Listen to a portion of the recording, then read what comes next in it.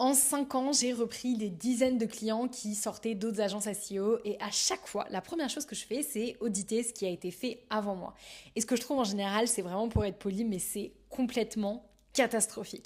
Et aujourd'hui, dans cette vidéo, je vais vous montrer les 5 problèmes les plus fréquents que je retrouve quand j'audite le travail des agences et surtout comment vérifier par vous-même si votre agence fait un bon travail.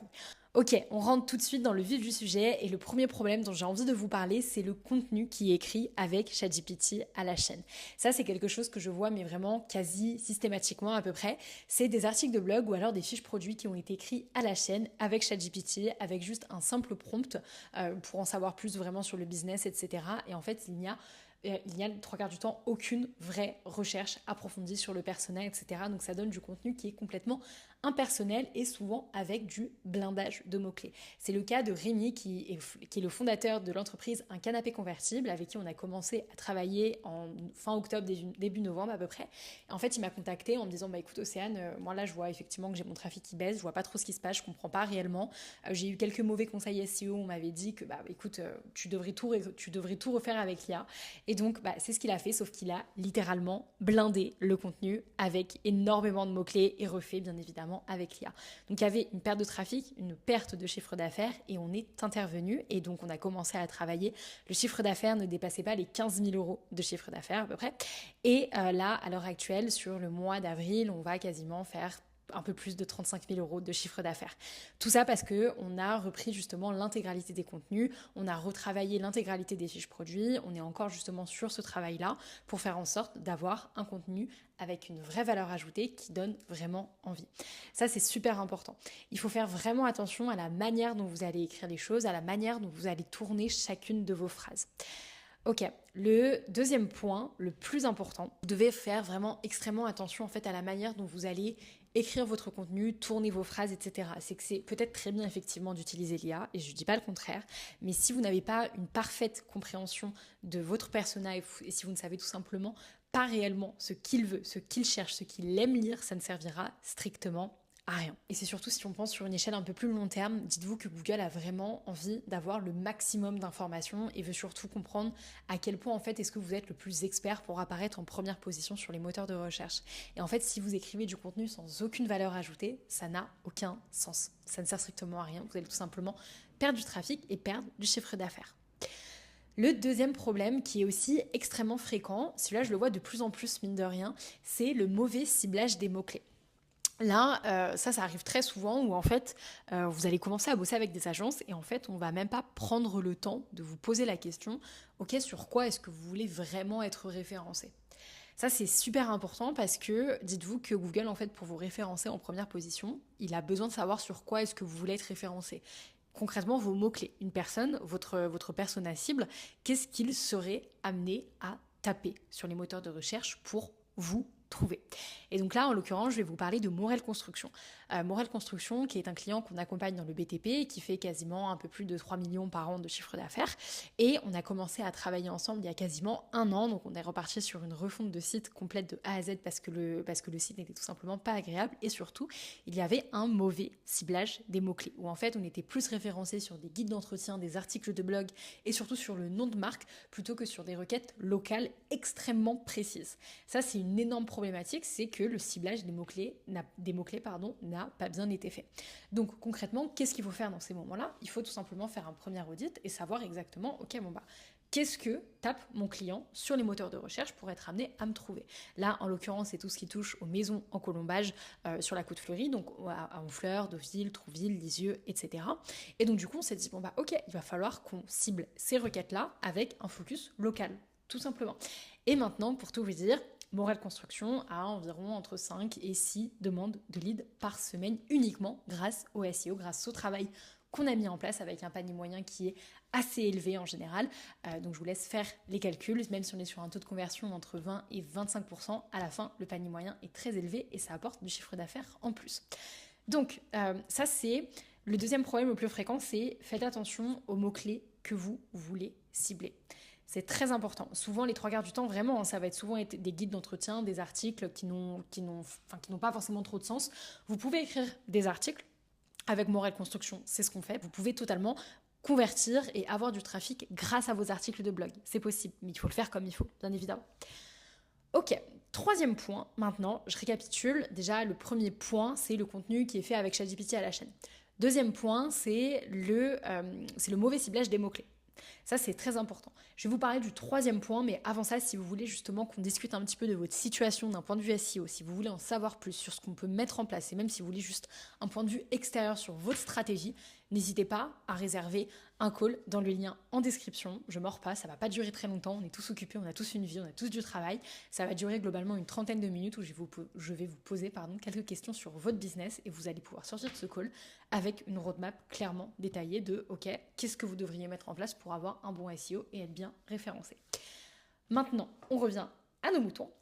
Le troisième point, c'est, je dirais, un des points en fait auquel vraiment personne ne pense, c'est la dette technique. La dette technique, qu'est-ce que c'est ? C'est la technicité de votre site. J'entends par là les redirections, vos 404, la lenteur de votre site. On a commencé à travailler avec un client il y a quelques semaines, c'est chauffeur et service. Donc c'est une niche avec un énorme potentiel. Et là, on se retrouve en fait avec une technicité, mais qui est complètement, qui est juste nul. Voilà, on se retrouve avec un site WordPress avec énormément de plugins, avec des métatitles, des métadescriptions qui sont dupliqués, des titres qui n'ont littéralement aucun sens. Ça, il faut faire extrêmement attention. Souvent, vous allez faire confiance assez aveuglément à votre agence qui va vous dire d'installer tel ou tel plugin parce que ce sera beaucoup plus simple, parce qu'au moins on aura une meilleure visibilité, un meilleur tracking, ils vont vous installer Yoast SEO, Rank Math, etc. Et en fait, les 3 quarts du temps, vous allez vous retrouver avec des pénalités techniques, avec des URL qui vont être dupliquées, avec des 404, avec des plans de sites qui ne seront même pas pris en compte aux yeux de Google. Ça, il faut faire extrêmement attention. Il faut faire extrêmement attention à ça parce que la technicité, c'est un des critères les plus importants. C'est un des 3 piliers du SEO. Et la technique, c'est vraiment, ok, est-ce que là, votre site, en fait, il est suffisamment clair, il est suffisamment quali, justement, pour faire dire à Google, ok, là, vraiment, effectivement, je sens que ce site-là, il est bon, il charge rapidement, il n'y a pas d'URL, on n'a pas d'URL, voilà, qui sont complètement cassés, tout est ok, on a des redirections qui sont bien faites. Il faut faire extrêmement attention à ça. Il y a aussi tout ce focus vraiment sur les 404 et sur la lenteur de votre site. Si vous avez un site qui met plus de 3 secondes à charger, c'est ciao, c'est fini. Et je le répète en 2026, je ne pensais pas devoir le répéter, mais c'est vrai, ça arrive encore qu'on soit sur des sites qui mettent énormément de temps à charger. Pour ça, il faut faire vraiment très très attention. C'est les critères les plus importants. Là, je vous ai vraiment donné les 3 critères, les 3 erreurs qui sont super importantes. Le 4e point, c'est celui-ci, je pense que y a personne qui s'en rend réellement compte. Et en fait, quand j'en parle en call, les gens ils se disent « Ah ouais, mais en fait, c'est complètement logique. » C'est le fait de n'avoir aucun reporting business. Vous travaillez avec une agence depuis quasiment 1 an et demi, vous n'avez eu aucun reporting business. La plupart des agences, elles envoient un rapport tous les 3-4 mois. Et quand elles en envoient un, les 3 quarts du temps, c'est on a optimisé le SEO, on a optimisé une balise, on a optimisé quelques balises à chaîne, des métatitles, des métadescriptions. Point. Mais quand je dis point, c'est point. C'est qu'il n'y a rien d'autre, parfois, qui n'a été fait. En fait, vous n'allez avoir vraiment aucun retour sur les leads qui ont été générés, sur le chiffre d'affaires. Il y a sur les décisions qui ont été prises en interne.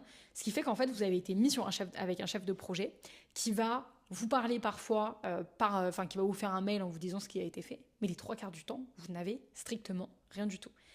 Ça, c'est hyper problématique parce que si vous ne savez pas littéralement combien votre SEO vous rapporte, ça va être extrêmement compliqué de continuer à payer la personne. Mais visiblement, ça ne l'est pas tant que ça, puisque moi, les 3 quarts du temps, ça arrive. Là, pas plus tard qu'hier, j'ai eu une personne en call qui avait dépensé 15 000 € dans du SEO, 15 000 €, d'accord, et qui a dit « Non mais Océane, moi, j'ai jamais vu un rapport. Je n'ai jamais vu de rapport. Je trouve ça lunaire. Chaque mois, nous, on met en place un reporting détaillé pour nos clients chez Maison Leverage et chaque client sait exactement combien son SEO lui rapporte. Et s'il n'y a pas encore de demande de lead, on comprend pourquoi. S'il n'y a pas encore de chiffre d'affaires, on sait l'expliquer. On sait expliquer effectivement que là, à l'heure actuelle, effectivement, tu as un mot-clé qui est en 2e page. Ok, peut-être que ça ne te génère pas encore assez de demandes de lead. Qu'est-ce qu'on va faire pour que justement tu arrives en 1re page ?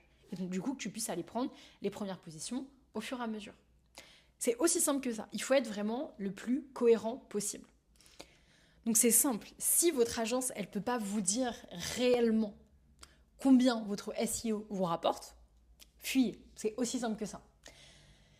Cinquième point, on récapitule. Premier point, le contenu qui est fait à la chaîne avec ChatGPT. Deuxième point, le mauvais ciblage des mots-clés, tout simplement. Troisième point, les perfs techniques. Quatrième point, le mauvais reporting business. Et cinquième point, je vais vous apprendre à comment vérifier vous-même si votre agence fait du bon boulot. C'est extrêmement simple. Vous allez aller dans la Google Search Console.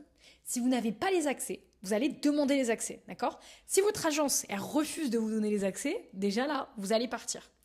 Ensuite, une fois que vous êtes sur la Google Search Console, vous allez regarder deux choses. Et je vais vous faire un partage d'écran pour que vous puissiez bien comprendre. Ok, donc vous allez aller dans votre Google Search Console, tout simplement. C'est ça, une Google Search Console, c'est ce qui vous permet de voir littéralement tous vos mots-clés, vos clics, vos impressions. C'est hyper important si vous voulez traquer votre SEO. C'est aussi simple que ça. Et donc là, en l'occurrence, en fait, vous allez tout simplement, du coup, déjà la première chose à faire, c'est de comparer. Vous allez tout simplement comparer, déjà, ne serait-ce que si vous travaillez par exemple depuis 3 mois avec votre agence SEO, ou si vous travaillez depuis 6 mois, vous allez tout simplement comparer les 6 derniers mois vs les 6 mois précédents. Et vous allez tout simplement déjà voir, ok, est-ce que vous avez un meilleur taux de conversion, un meilleur taux de clic, pardon. Est-ce que vous avez des meilleures positions? Vous allez voir aussi vos impressions, vos clics. Des impressions, c'est quand vous apparaissez tout simplement sur Google, et un clic, c'est quand tout simplement la personne elle clique. C'est aussi simple que ça. Donc vous allez regarder, vous allez voir si ça monte, si ça descend, ça va déjà vous donner un premier aperçu. Ensuite, très important, mais ça c'est une petite subtilité, je pense qu'il y a des agences SEO qui devraient arrêter de jouer avec ça. Vous allez tout simplement exclure votre nom de marque. Vous allez dans requête ne contenant pas, et là vous allez mettre, en l'occurrence là du coup c'est DS Product, donc moi je ne veux pas voir les personnes qui connaissent DS Product, donc je vais mettre requête ne contenant pas DS, et je vais tout simplement appliquer, et comme ça je n'aurai aucun mot-clé en lien avec le nom de marque. Et là, si effectivement vous voyez que vos clics littéralement et vos impressions s'écroulent, d'accord, partez, fuyez tout de suite. Ça veut dire qu'en fait, votre agence, elle vous positionne sur des noms, enfin sur votre nom de marque, sur votre nom d'entreprise en tant que tel. C'est aussi simple que ça. Il faut faire extrêmement attention à ça.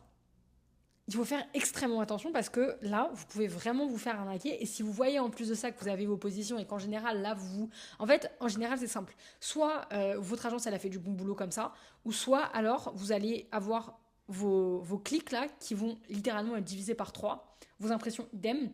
Votre CTR, en général, si c'est un mauvais boulot, il sera en dessous de 0,5. Et vos positions moyennes, en général, c'est là où vous allez vous prendre une douche froide. Vous allez voir que vous êtes entre 25e et 30e en général.